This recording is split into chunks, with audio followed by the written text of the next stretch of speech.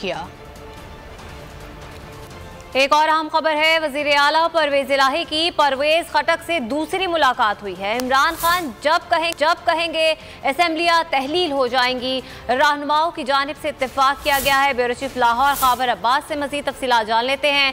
खबर अब्बास बताएगा, ये दूसरी मुलाकात है उनकी, क्या कुछ तबादला ख्याल किया गया?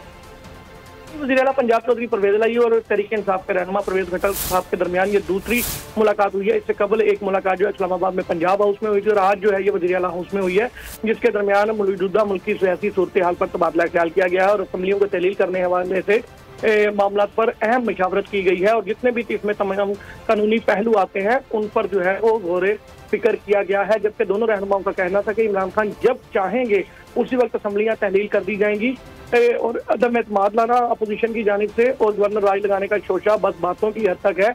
इनके पास ना तो नंबर पूरे और ना अवाम इनके साथ है। इमरान खान की सियासी चालों ने इनकी नींदें उड़ा दी हैं और अब ये इन्हें समझ नहीं आ रहा कि इस वक्त क्या हिकमत अमली अपनाएं।